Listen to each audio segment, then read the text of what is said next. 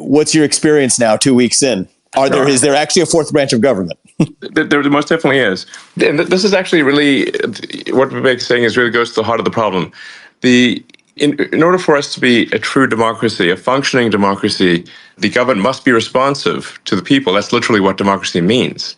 However, when you have a vast unelected bureaucracy that is not answerable to the public, and if the elected officials, if the president, the people in Congress and the Senate actually don't have the power to affect the bureaucracy, and it's actually extremely difficult to affect the bureaucracy, then you do not have rule of the people. You do not have democracy. You have rule of the bureaucracy. And this is obviously wrong. It is unconstitutional. And it is imperative, therefore, that we return power to the people of the country and not have tyranny of the bureaucracy, which we most definitely have had to follow to a degree that is absurd. As Vivek said, it's not just that there's an unconstitutional fourth branch of the government, but it is arguably the most powerful branch of the government. Joni, I see you're back. Would you? Yes. Can you hear me now? I can, yes. Yep. I apologize, gentlemen. Yes, it hopped to my laptop. I've been working on this for, as Elon said, over a decade now with my Squeal Awards. And there are many in Congress that actually really do care about this. Absolutely. The problem, I think, is there are not enough of us that have. And so while I highlight a lot of the abuses, and you wanted some anecdotes, Elon, and I've shared a number of those with you and got some Vivek. zingers, so I think it's hard to resonate. It's hard for the public to resonate with statistics but people can really resonate with powerful anecdotes. Joni had a bunch of them. Yeah, you had a bunch of them, Joni. Yeah, I did. Sending kitties to spas to find out whether they produce less fur balls, heck up less fur balls. So yeah, we've spent taxpayer money on that. We put shrimp on a treadmill to see how fast they run. I'm sorry, all of these things, while they may be fun, why are we spending taxpayer dollars on them? And it goes to the point of we've sent millions of dollars to China to study what? COVID. Yes, we saw how that ended. In fact, it's pretty outrageous that the COVID, the virus, was developed in what is a lab in Wuhan, and yet it was funded by U.S. tax dollars, which was simply routed through this fake nonprofit EcoHealth, because the U.S. government can't give directly to China, so they just gave to EcoHealth, knowing that it would go to China. So our U.S. tax dollars were used effectively to, in the end, kill Americans, which is insane. Absolutely insane. And I know, Elon, you have been on AID. You have really, and that's the one that's missed for sure. This was another one of my efforts. Yes. And this began years ago when we were trying to figure out what they were doing with our American taxpayer dollars that were going to support humanitarian efforts in Ukraine. So I wanted to know exactly how those dollars were being spent. And not just a reasonable request. Yes. Oh my gosh. And I shared this with you earlier, Elon, just privately, but we got all kinds of threats from USAID because I was trying to exercise my oversight capacity in Congress. So that's just shocking. Honestly, it's outrageous that a taxpayer-funded organization would threaten a U.S. senator who is simply trying to figure out if American taxpayer money is being spent correctly and not fraudulently. Yes. And so what my staff and I had estimated was that 30 to 40% of the USAID's awards would go to indirect costs. So their overhead, their rent, employees, things like that. What are they living in, the Taj Mahal? Hey, but Vivek, okay, after months and months of obstruction where UN wouldn't let us in, they told us the NICRA, the negotiated indirect cost rate agreements, it's a lot of government jargon. But anyway, the indirect cost, they said that the database, it doesn't exist. That was a lie. That was a lie. It was false because we found it. And then we were told we weren't allowed to access the database. And then that's when Congressman McCall and I came together and we launched an official congressional investigation so that we could gain access to the rates. Wow. And then after about 6 more months of negotiations, then my staff was finally allowed to access very limited data. They were allowed to go into a room and they couldn't take notes. They were on camera the whole time. They couldn't remove any of the information. But what my staff found is, you were laughing at that 30 to 40% because that is outrageous. That was understated. What? In some of the cases, the NICRA rates were upwards towards anywhere from 50 to 60%.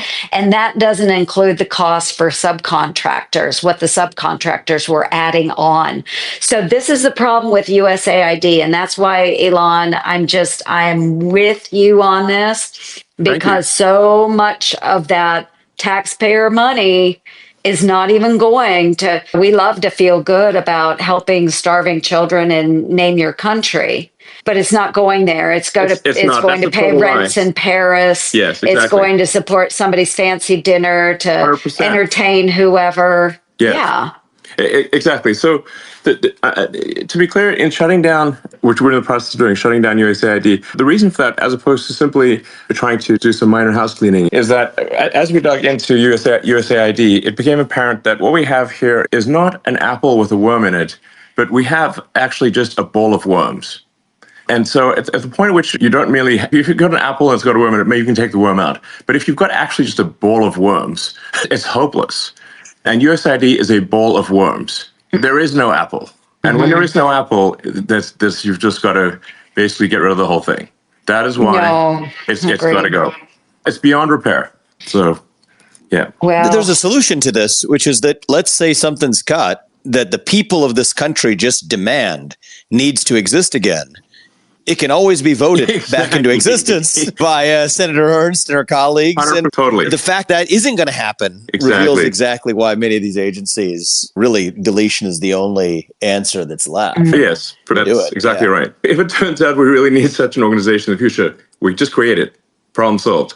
By the people. Yes, by the people, answerable and answerable to the people and to the people's elected representatives. That is the way that government is supposed to work. That I agree. And more transparency. Sunshine is the best disinfectant out there. And they hate sunshine. That tells you something. Yes. we need to be able to exercise our oversight. And this is where we have been blocked so long in Congress. You can go onto my official website on the internet. Yep. You can look through my priorities, go to my squeal area. You can go back. I've got the last several years on there of efforts, whether it's USAID, NIH, the National Institutes of Health, those taxpayer dollars that were going to China's Wuhan Institute of Virology, SNAP overpayments through USDA and the states, you name it.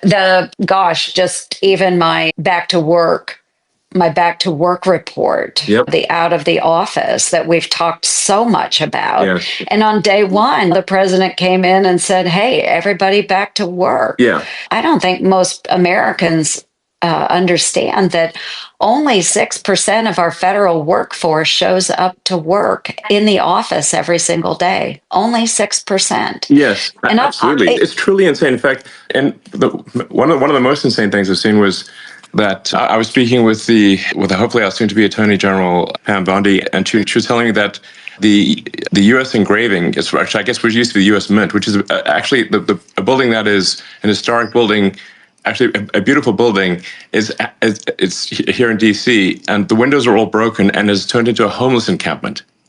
That means no one comes to work to such a degree that this beautiful building has all the windows broken and is turned into a homeless encampment in downtown DC. That's how absurd it is.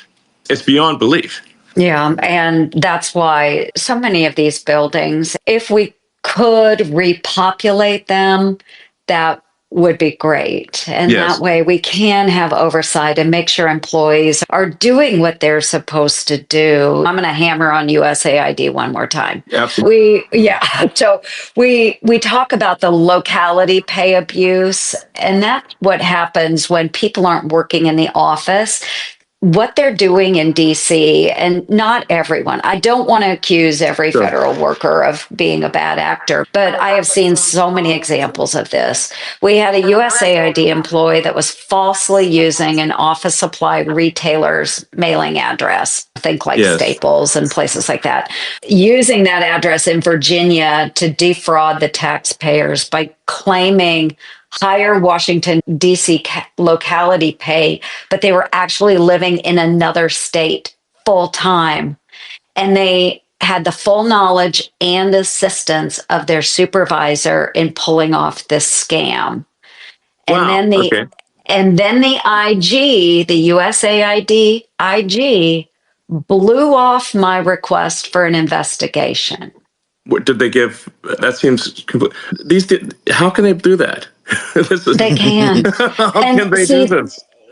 This is the problem we have, is that there are checks and balances in place where we can write letters all day and we can request IG oversight. But if that IG says, I'm not going to investigate, I'm not interested, I, as a United States Senator, don't have the power to force them to do it. And this is why I'm so excited that we have Doge and that we have a president that's willing to back us up. Absolutely. So really, none of this could be done without the full support of the president. And with regard to the USAID stuff, I went over it with him in detail, and he agreed with that we should shut it down. That's, I want to be clear, and I actually checked with him a few times. Said, "Are you sure?" I'm like, "Yes." So we're shutting it down. And it's also incredibly politically partisan, and has been supporting radical left causes throughout the world, including things that are anti-American, which is insane. Right, and that's why there are probably some arguments to be made about what could be important work that falls under USAID. But the fact of the matter is that it has been overshadowed by these bad actors. Yes. If there are truly good pro-American programs, then let's move them to the State Department. Exactly. Let's make sure we have proper oversight. Exactly. Let's make sure that when senators and congressmen are asking for documents, that they provide them in a timely manner. Yes. Let's make sure the IGs are upfront and honest and wanting to be the watchdog over the agencies that they are charged with. This is not rocket scientist, and you're a rocket scientist. This is simply common sense and being responsive to the electorate. And that's you just can't have these sort of institutions which are taking lots of taxpayer money, but then are not answerable to elected representatives of the public. Then they're totally disconnected. So I call it like we must move away from rule of the bureau to rule of the people, demos.